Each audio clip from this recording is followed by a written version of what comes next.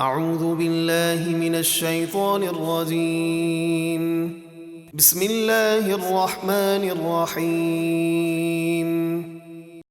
توجہ فرمائیں، اگلی آیت کا پس منظر کچھ اس طرح ہے۔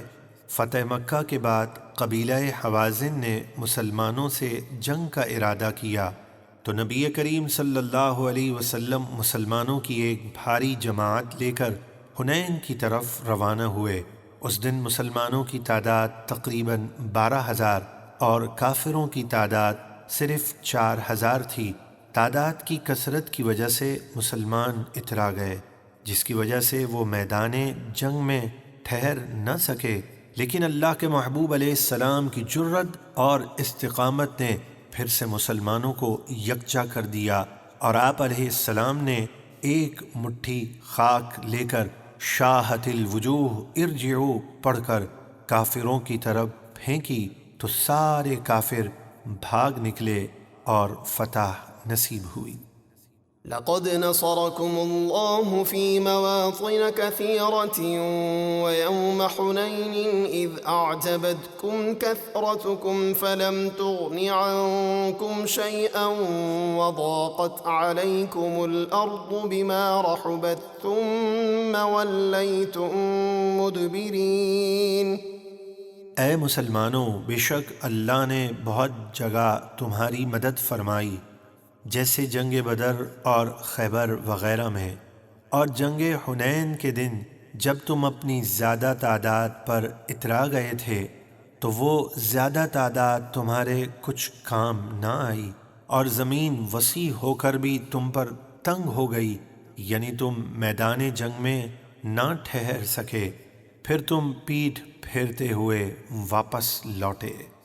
ثم أنزل الله سكينته على رسوله وعلى المؤمنين وأنزل جنودا لم تروها وعذب الذين كفروا وذلك جزاء الكافرين۔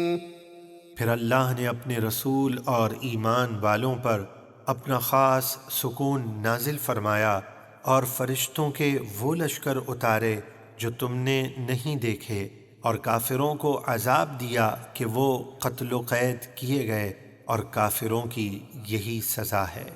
ثم يتوب الله من بعد ذلك على من يشاء والله غفور رحيم۔ پھر اس کے بعد اللہ جسے چاہے گا اسلام کی توفیق دے کر اس کی توبہ قبول فرمائے گا، اور اللہ بخشنے والا مہربان ہے۔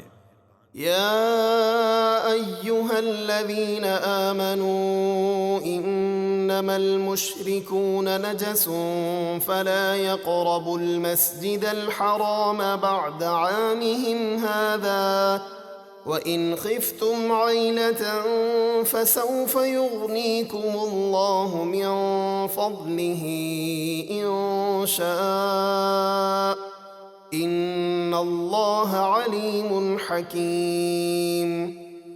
اے ایمان والو، مشرک نرے ناپاک ہیں، یعنی نجاستوں سے نہیں بچتے اور باطن کے بھی گندے ہیں، تو وہ اس برس یعنی 9 ہجری کے بعد مسجد حرام کے پاس نہ آنے پائیں، اور اگر تمہیں ان کے نہ آنے سے تجارت میں نقصان کے سبب تنگ دستی کا ڈر ہے تو اگر اللہ چاہے گا تو عنقریب تمہیں اپنے فضل سے دولت مند کر دے گا، بے شک اللہ علم و حکمت والا ہے۔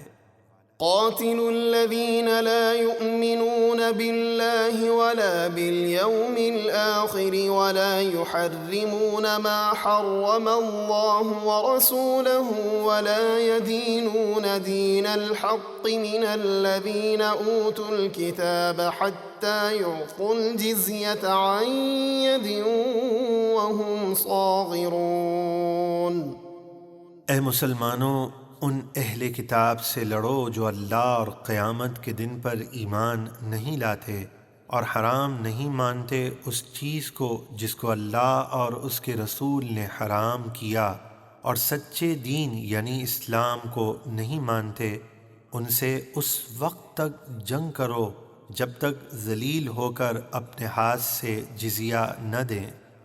جزیہ یعنی جن اہل کتاب سے صلح کا معاہدہ ہو ان سے جو ٹیکس لیا جاتا ہے اسے جزیہ کہا جاتا ہے۔ اس میں شرط یہ ہے کہ جس کا ٹیکس ہے وہ خود آئے، کھڑے ہو کر دے، اور نقدی ضروری ہے، ادھار نہیں ہو سکتا۔